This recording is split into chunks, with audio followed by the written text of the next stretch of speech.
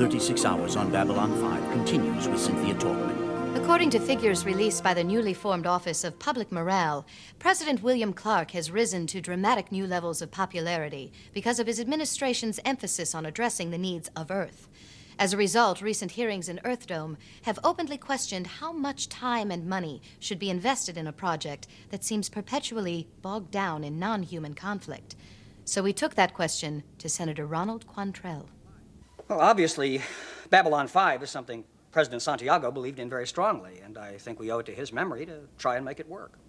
That doesn't exactly sound like a ringing endorsement. Well, clearly we've taken a lot of heat, and the cost overruns have been appropriately astronomical.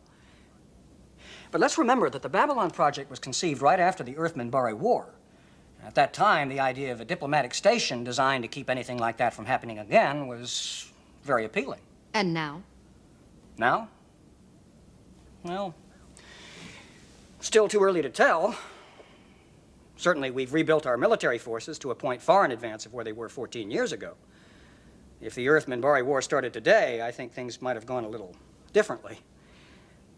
So while I'm not sure how much concrete benefit we really derive from Babylon 5 any longer, I suppose it still does keep us in a highly visible position with other races.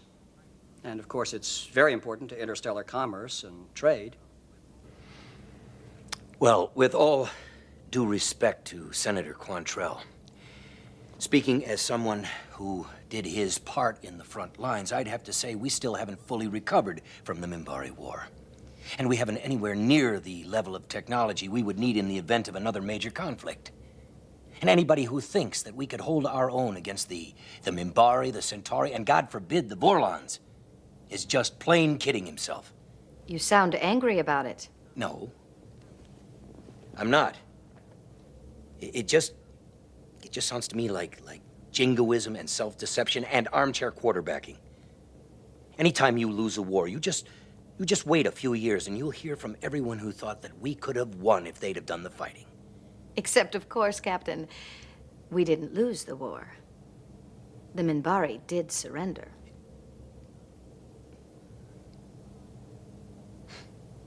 Of course. Who are the people who run Babylon 5? And what do they do here?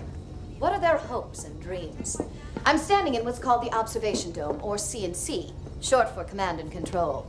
When the captain is otherwise engaged with diplomatic or business affairs, this place is under the watchful eye of its perky and energetic commander, Susan Ivanova. We're all green down here. All right, make one more sweep, pulling in whatever you got, then head for the barn. Commander Ivanova, would you mind telling us what it is you're doing here? We're investigating Ambassador Jakar's allegations that the Centauri transport was carrying weapons, justifying his government's attack. The hazmat team outside is checking the debris for any unusual levels of radiation or trace elements that could indicate the presence of unauthorized weapons. While we wait for the analysis, would you mind telling us a little about yourself? How you got here? Well, there's really not much to tell. I was born in the Russian consortium, but spent most of my life at school abroad. Graduated from OTC 10 years ago. How did you come to join Earth Force? After my brother Ganya was killed in the war, I felt that I had to try and finish what he started. But, of course, as my luck runs, the war was over before I saw any action. Now, Commander, I'm sure there's more to your story than that. Yes.